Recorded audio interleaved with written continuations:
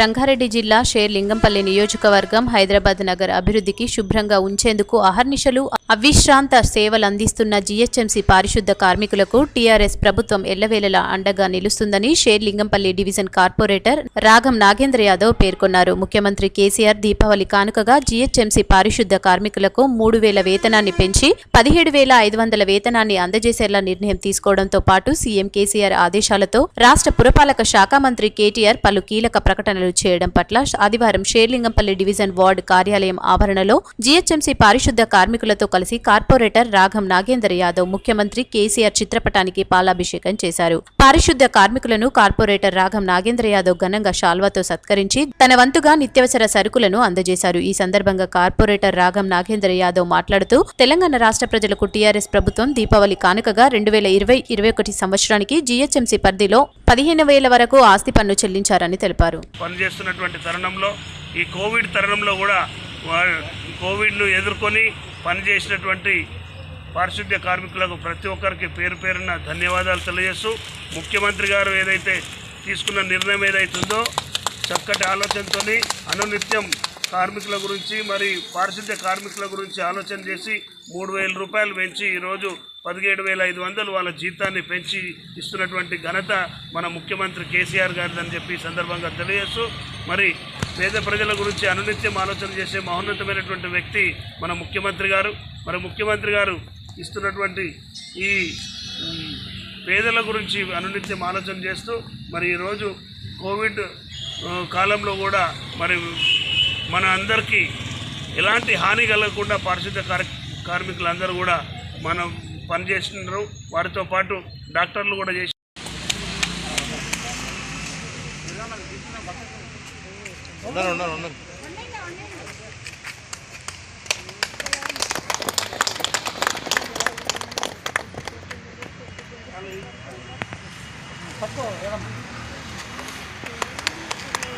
Dance కొట్టండి.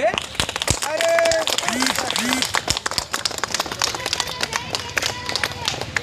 జై కేసీఆర్.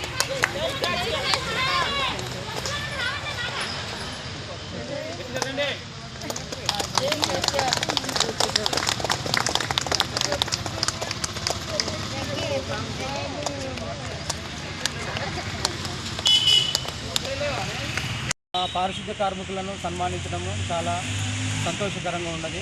మన రాష్ట్ర ప్రభుత్వం సీఎం కేసీఆర్ గారు కోవిడ్-19లో ఎంతో కష్టపడి కష్టకాలంలో కూడా మా పిల్లలు మా భార్య పిల్లలను కూడా వదిలేసి మేము తెల్లవారుజామున వచ్చేసి ఈ కోవిడ్లో కూడా డ్యూటీలు చేసినందుకు మా కష్టాన్ని గుర్తించి సీఎం కేసీఆర్ గారు మాకు ఈ 14,000 నుండి 17,500 చేసినందుకు వారికి ప్రత్యేకమైనటువంటి ధన్యవాదాలు. అదేవిధంగా మున్సిపల్ మినిస్టర్ గారు కేటీఆర్ గారు కూడా నిన్ననే లైవ్లో కూడా మనకి ఎటువంటి ఆపదలు వచ్చినా కూడా హెల్త్ పరంగా కానీ పిఎఫ్ పరంగా కానీ ఈఎస్ఐ పరంగా కానీ అన్ని విధాలుగా పారిశుద్ధ కార్మికులను మేము వాళ్ళు వెన్నంటే ఉండి ఆదుకుంటాం. మరి ఒక్కటి విషయం ఏమంటే అందరిని కూడా ఒక రకంగా అంటే మా పారిశుద్ధ కార్మికులు అన్నాడు కేటీఆర్ గారికి ఎంతో రుణపడి ఉంటామని నేను చెప్తున్నాను. అసలు మా పారిశుద్ధ కార్మికులు అని చెప్పడం చాలా సంతోషంగా ఉంది.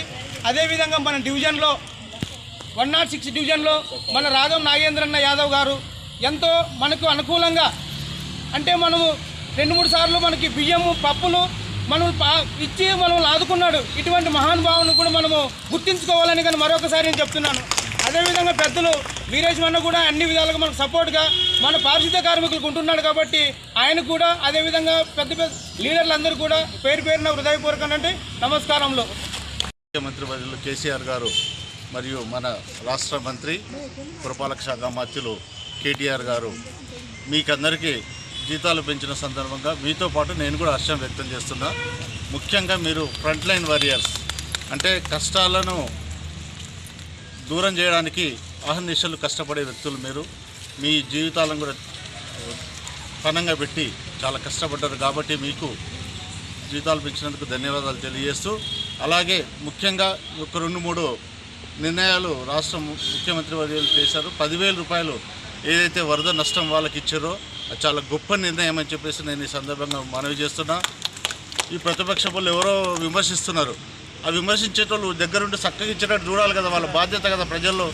ఆయన ఎప్పుడో అకౌంట్లో ఇస్తే అది ఎప్పుడో నెల నాటికి వస్తే వాళ్ళకు ఆకలి బాధకు వాళ్ళకు నష్టాలు జరిగిన వాళ్ళు ఇబ్బందులు పడతారనే ఉద్దేశంతో డైరెక్ట్గా వాళ్ళకి ఇంటింటికి ఇవ్వమని చెప్పేసి చెప్పినారు.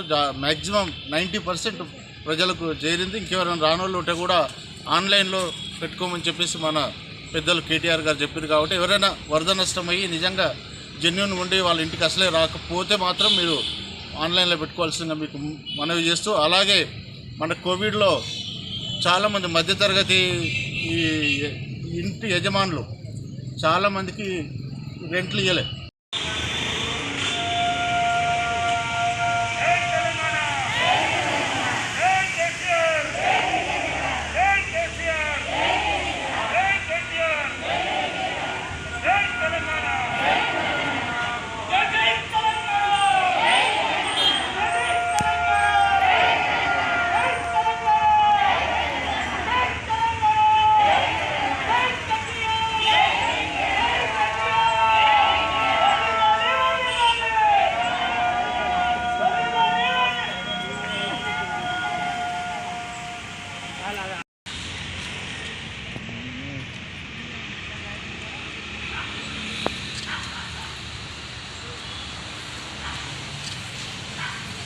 ఇట్లా ముందర నుంచి